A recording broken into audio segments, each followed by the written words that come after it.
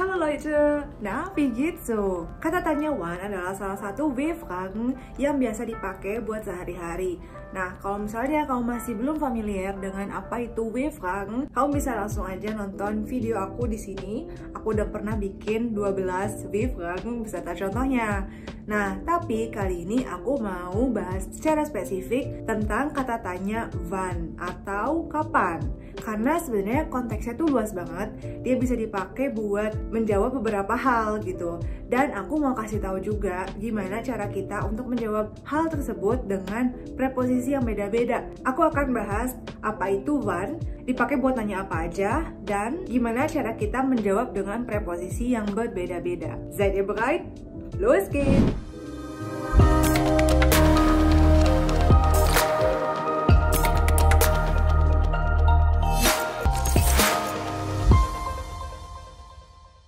Oke, penjelasan tentang wann ini agak panjang, jadi aku akan jelasin pelan-pelan dan sedetil mungkin. Arti kata tanya wann ini emang digunakan untuk menanyakan kapan. Nah, biasanya memang untuk kapan ini kan banyak ya, kita tuh bisa nyebutin nama hari, keterangan waktu, dan lain-lain. Kita langsung masuk aja ke penggunaan yang pertama buat nyebutin hari. Nah, aku juga baru nyadar nih, aku belum pernah bahas tentang nama-nama hari, jadi kita sekalian aja bahas tentang Tage di sini. Jadi, kalau misalnya kita mau bilang kapan dan kita mau nyebutin nama hari, kita bisa menyebutkan Montag, Dienstag, Mittwoch, Donnerstag, Freitag, Samstag, und Sonntag. Nah, karena ini adalah satu minggu disebut dengan eine Woche. Nah, kalau Sabtu dan Minggu karena akhir pekan disebut juga dengan Wochenende. Kata Wochenende ini sebenarnya ada pembatas antara Wochen dan Ende. Jadi harus bilangnya Wochenende. Jadi jangan Wochenende atau Wochenende, tapi harus Wochenende yang artinya memang akhir pekan. Gampang kan? Nah, gimana cara kita menggunakan preposisi untuk menjawab nama-nama hari ini? Kalau misalnya kita mau menyebutkan nama hari, kita bisa menggunakan preposisi am. Misalnya, am Montag, am Mittwoch, am Donnerstag, oder am Sonntag. Dan juga am Wochenende. Oke, masih gampang ya? Selanjutnya kita masuk ke penggunaan keterangan waktu untuk menjawab kata tanya wann tadi, yang disebut juga dengan Tageszeiten atau keterangan waktu dalam suatu hari. Jadi kayak misalnya di pagi hari, di malam hari, di siang hari, dan seterusnya. Nah, yang pertama kita akan bahas dulu dari pagi kali ya sampai malam. Nah, pagi itu adalah morgen, terus sebelum siang itu kayak jam 10, jam 11 itu adalah Vormittag. Terus jam 12 itu adalah Mittag. Nah, setelah jam 12 itu disebutnya dengan Nachmittag. Lalu setelah jam 4, jam 5, 6-an itu disebutnya Abend. Sebenarnya masih sih sampai jam 8 juga kita nyebutnya Abend. Dan nanti setelah jam 9 menuju kita tidur itu baru Nacht gitu. Makanya sebutannya kan juga beda-beda ya. Ada Guten Morgen, Guten Tag, tapi nggak ada Guten Vormittag. Jadi memang kalau untuk sapaan itu nggak ada yang Vormittag atau Nachmittag. Kita pakainya yang Morgen, Guten Tag, Guten Abend, und Gute Nacht. Beda ya, kalau Gute Nacht itu nggak pakai Guten, tapi Gute Nacht. Memang kedengeran sekilas tuh kayak ada N-nya, tapi karena dia tuh nyambung ke huruf N dari kata Nacht-nya. Jadi Gute Nacht. Selanjutnya, kalau misalnya kita tuh mau menjawab tadi di malam hari, di pagi hari, itu beda-beda. Kalau dari pagi sampai tadi agak petang ya, petang tuh yang Abend, kita bisa bilangnya am Morgen, am Vormittag, am Mittag, am Nachmittag, am Abend. Aber kalau untuk Nacht atau malam bukan am Nacht tapi in der Nacht. Itu pengecualian ya. Jadi harus kalian perhatikan juga. Nah, tapi nggak cuma sampai situ aja. Sebenarnya kata di pagi hari, di siang hari itu juga ada sebutan lain. Misalnya morgens, abends, mittags. Jadi dia tuh ditambahin huruf S di belakangnya. Tapi yang harus kalian perhatikan, huruf awalnya untuk yang kata-kata barusan aku sebutin dengan akhiran S ini, awalannya harus ditulis dengan huruf kecil. Beda dengan yang tadi kita bahas amwong yang sebelum ini, itu A dan semua huruf awalnya harus ditulis dengan huruf kapital. Tapi untuk yang belakangnya ada huruf S ini, kita harus tulis dengan huruf kecil. Jadi kayak misalnya, morgens gehe ich zum Supermarkt. Artinya dia tuh sebenarnya lebih ke kegiatan dia udah rutin, makanya dia bilangnya morgens. Jadi berlaku juga buat kayak sebutan nama-nama hari yang tadi udah kita bahas di awal.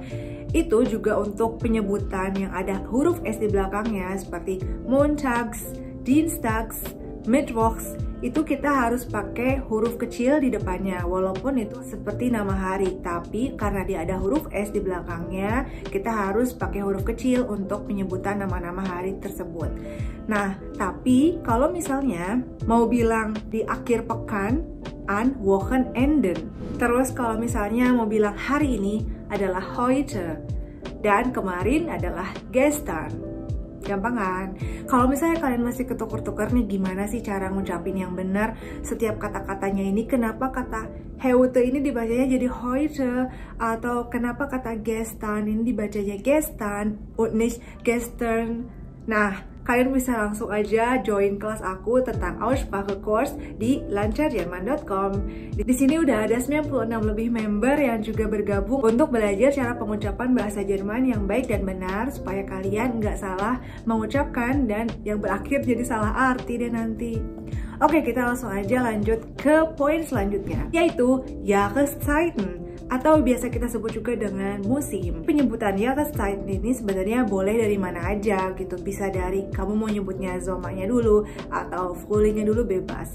Kalau aku pribadi lebih senang menyebutkan dari kata Frühlingnya dulu atau musim semi, tapi harus berurutan ya. Jadi setelah Frühling sebutin adalah Sommer, terus setelah Sommer adalah Herbst, und setelah Herbst adalah Winter. Jadi kayak Frühling, Sommer, Herbst, Winter. Frühling adalah musim semi, Sommer musim panas, Herbst musim gugur, dan Winter adalah musim salju atau musim dingin. Nah, kapan aja sih musim-musim ini tuh? Nyambunglah kita ke beberapa Monate atau bulan-bulan yang ada di bahasa Jerman. Jadi untuk Jahreszeiten Winter, ini tuh berawal dari Desember, Januar, und Februar. Terus kalau untuk Frühling adalah März, April, Mai, und untuk Sommer adalah Juni, Juli, August, dan untuk Herbst adalah September, Oktober, und November. Jadi di sini kalian juga bisa langsung sekalian belajar Jahreszeiten und auch die Monate. Nah, nggak afdol rasanya kalau misalnya kita bahas tentang keterangan waktu tanpa menyebutkan jam. Pastinya buat menjawab pertanyaan when atau kapan, kita juga pastinya bakalan butuh untuk ngejawab keterangan jam, ya nggak sih? Kayak jam 2, jam 3, setengah 4, dan lain-lain. Kalau misalnya kalian masih bingung banget gimana sih cara pengucapan jam dalam bahasa Jerman, aku juga udah pernah bikin videonya di sini, jadi kalian bisa tonton aja. Aku jelasin secara detail gimana caranya untuk membaca jam secara formal ataupun informal. Nah, ini makanya di sini aku akan bahas secara singkat aja. Misalnya 6 Uhr, 5 Uhr, halb 7, Viertel vor 7, Viertel vor 8, Viertel nach 8 und so weiter. Preposisi apa sih yang kita pakai? Untuk Jahreszeiten dan Monate kita pakai preposisi im. Jadi im Januar, im März, im Dezember, und so weiter. Juga berlaku untuk Jahreszeiten atau musim tadi. Misalnya im Herbst, im Sommer, im Winter, im Frühling. Gampang kan? Misalnya 18 Uhr, 17 Uhr, Viertel vor 9, und so weiter. Nah, sekarang kita coba pakai pertanyaan yang berbeda tapi masih relate sama menjawab kapan. Misalnya pertanyaan von wann bis wann, dari kapan sampai kapan. Kita bisa jawab, misalnya mau nyebutin nama hari tadi, dari Minggu ke Senin misalnya, von Sonntag bis Montag, atau dari Senin sampai Jumat, von Montag bis Freitag. Gampang kan? Atau misalnya mau menjawab jam, von 17 Uhr bis 18:50 Uhr misalnya gitu. Atau mau menjawab nama-nama bulan, Von April bis Juni. Gampang ya? Satu lagi deh, aku kasih bonus pertanyaan.